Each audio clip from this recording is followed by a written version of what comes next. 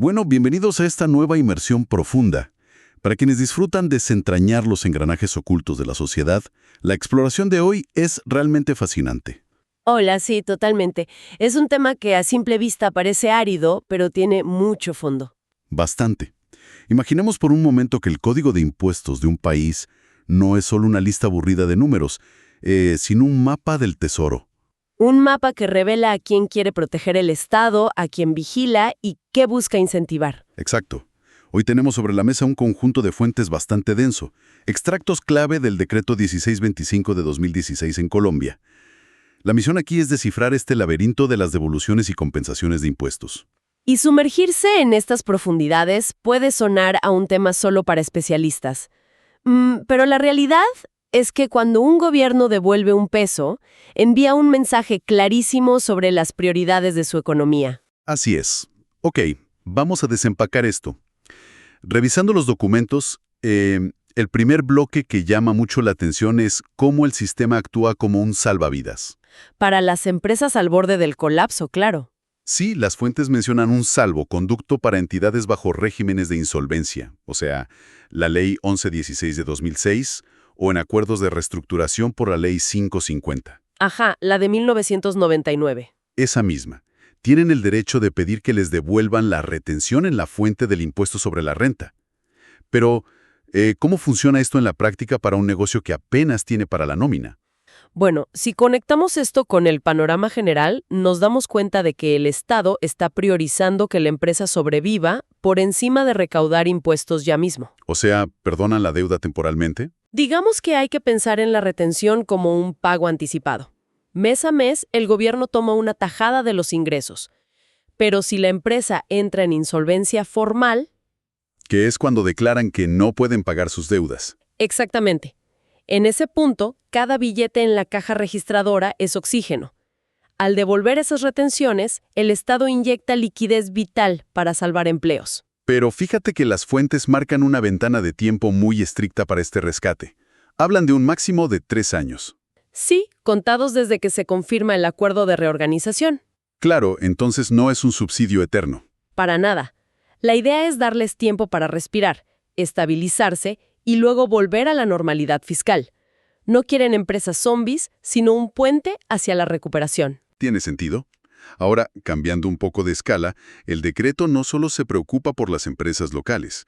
Hay una sección muy detallada sobre inversionistas internacionales. Ah, el tema de la doble imposición. Sí, menciona que si hay retenciones en exceso sobre dividendos para personas en países con convenios vigentes con Colombia, ese dinero puede regresar. ¿Así es? Pero imponen un requisito gigantesco.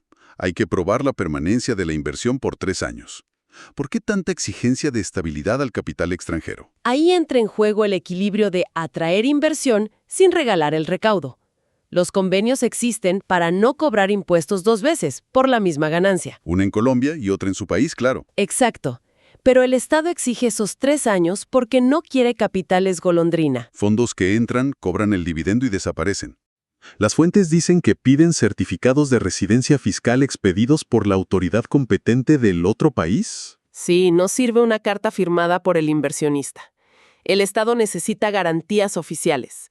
Las autoridades tributarias se hablan entre sí para blindar el sistema contra la evasión. Aquí es donde se pone realmente interesante, porque pasamos de estas altas finanzas internacionales a un nivel de microgestión que, la verdad, parece de película. El laberinto del IVA. Sí, el impuesto sobre las ventas.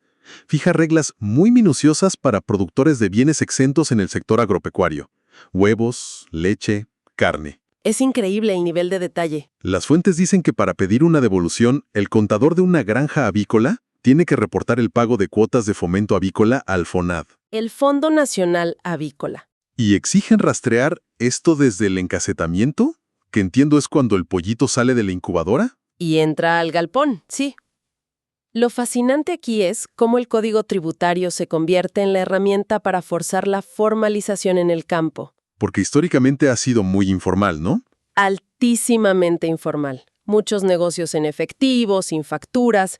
Entonces el Estado dice, te devuelvo el IVA de tus insumos, pero solo si me demuestras que existes legalmente. O sea, el productor tiene que mostrar los recibos de esas cuotas obligatorias desde el día 1. Exacto. Si alguien cría gallinas pero no paga su cuota al fondo, pierde automáticamente el derecho a recuperar sus impuestos. Y las fuentes muestran que esto aplica para todo. Los productores de leche deben probar pagos a Fedegan. La Federación Ganadera. Y los de camarones o peces, copias de permisos de la AUNAP, la Autoridad Nacional de Acuicultura y Pesca. Es un ecosistema de control cruzado. La agencia de impuestos no puede ir granja por granja revisando pollos. Claro, no hay personal para eso. Entonces delega la vigilancia. Obliga al productor a formalizar toda su cadena productiva para ver un solo peso de devolución. Luego las fuentes dan un salto tremendo y aplican esta misma lógica a industrias pesadas. Los exportadores de oro. Ese es un tema crítico. Ellos también pueden pedir devoluciones de IVA por maquinaria, pero los requisitos son monumentales. Tienen que demostrar que el oro salió de un título minero vigente con licencia ambiental. Y estar en el RUCOM. Exacto. El comercializador debe estar en el RUCOM. ¿Por qué un cerco tan estricto sobre el oro comparado con la leche? Bueno, el RUCOM es el Registro Único de Comerciantes de Minerales. Y la razón de este cerco es el inmenso desafío de la minería ilegal y el lavado de activos. El oro se contrabandea fácil. Y financia economías subterráneas. La devolución actúa como un filtro implacable. Solo un operador que demuestre trazabilidad perfecta desde la veta hasta el puerto recupera sus impuestos. Básicamente es una política para asfixiar a la minería ilegal. Exactamente. Y el decreto no se queda en tierra firme. Abarca proyectos de hidrocarburos costa afuera, en mar abierto. Las plataformas petroleras. Sí. Para estas multinacionales exigen el contrato con la Agencia Nacional de Hidrocarburos y certificar las inversiones exploratorias en dólares, en USD. Es impactante ver en el mismo texto las reglas para un pollito y para una plataforma en el océano. Son los extremos de la economía. Pero operan bajo la misma filosofía. El gobierno abre la billetera solo si hay cumplimiento normativo exhaustivo, sea una cuota por un animal o millones de dólares en infraestructura. Revisando otra parte de las fuentes, noté una sección sobre situaciones más cotidianas. Un trato VIP para turistas extranjeras y diplomáticos. ¿Ah, sí? ¿El turismo de compras? Empezando por los turistas, el texto dice que pueden recuperar el 100% del IVA en bienes muebles si pagan con tarjeta o efectivo. ¿Qué busca el gobierno subsidiando a quienes no viven en el país? Es una estrategia clásica. Busca que el visitante gaste más. Si saben que les devuelven el impuesto de la ropa o la tecnología, consumen más y dinamizan la economía local. Los hace más competitivos frente a países vecinos. Totalmente. Pero la letra pequeña muestra una carrera de obstáculos. No aplica para un café en la calle. Cada factura debe ser igual o superior a 3 VT. Claro, hay un umbral. Hagamos una pausa porque el término VT aparece mucho. ¿Cómo funciona esto en términos sencillos? La VT es la unidad de valor tributario. Es una moneda virtual de referencia. En lugar de poner un tope en pesos que la inflación se comería en 2 años, usan la VT. Y se actualiza cada año. Exacto, según la inflación. Establecer un mínimo de 3 VT crea un piso razonable para que el trámite en el aeropuerto valga la pena. Entendido. Y sobre el trámite en el aeropuerto, subrayan algo crucial. Hay que hacerlo antes de chequear el equipaje. Menciona un sistema de gestión de riesgos. Sí, ese es un control antifraude fundamental. ¿Por qué antes de soltar las maletas? Me imagino al turista a punto de abordar y el sistema lanza una alerta. Porque si el sistema levanta una bandera de sospecha, el funcionario de aduanas tiene que ver los bienes físicamente. Las maletas no pueden estar en la bodega del avión. Claro, para evitar que un residente local compre algo caro, use el pasaporte de un amigo extranjero y pida el IVA de algo que nunca saldrá del país. Exactamente. La revisión física aleatoria corta ese fraude de raíz. Hablando de fronteras, el decreto tiene reglas para misiones diplomáticas. Ellos tienen exención directa de IVA y del impuesto al consumo. Sí, por convenios internacionales. Pero les ponen un cronómetro. No admiten facturas con más de 1 año de antigüedad desde la solicitud. Todo esto gira en torno al principio de reciprocidad. Colombia da estos beneficios asumiendo que sus embajadas recibirán el mismo trato afuera. Y el límite de 1 año. Es sanidad contable indispensable. Un Estado no puede tener deudas por devoluciones a embajadas flotando indefinidamente. Necesitan cortes anuales para cerrar balances. Y eso nos lleva a la última sección, La maquinaria administrativa. Porque tener el derecho legal es una cosa, pero sobrevivir al papeleo es otra. Completamente. Las fuentes establecen un límite temporal implacable. Las solicitudes tienen un plazo máximo de 2 años después del vencimiento para declarar. Después de eso, prescribe. Es el margen que se considere razonable para que un contribuyente organice su contabilidad y arme el expediente. Y dentro de ese proceso hay una distinción vital en el vocabulario. Hablan de inadmisión y de rechazo. Uy, sí. Para un pequeño negocio esperando ese dinero, esta terminología genera mucho nerviosismo. ¿Cuál es la diferencia real en la práctica? Es monumental. Una inadmisión ocurre por errores formales. Digamos que el RUT, el Registro Único Tributario, no estaba actualizado o faltó una firma. ¿Y qué pasa ahí? Te devuelvan la carpeta y te dan un salvavidas. Tienes un mes de plazo legal para subsanar los errores. El trámite sigue vivo. Me imagino que el rechazo cuenta una historia menos optimista.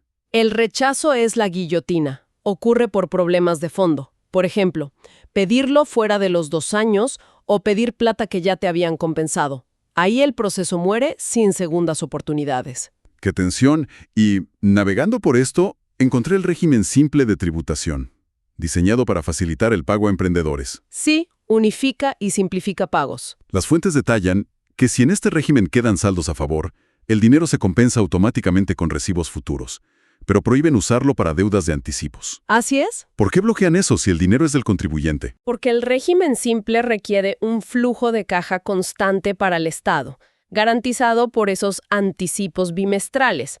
Si permitieran cruzar saldos antiguos para cubrir anticipos actuales, se crearía un bache en el recaudo mensual. Protegen su ingreso de efectivo agresivamente. Exactamente. Facilita la vida contable, pero el Estado asegura su liquidez. Y para cerrar, hay una mención sobre el poder de verificación de la DIAN que es intimidante. Para constatar pagos pueden exigir los libros de contabilidad a más tardar el día hábil siguiente a la solicitud. Menos de 24 horas. Es poquísimo margen de maniobra. Es una herramienta de fiscalización extremadamente rápida y hostil.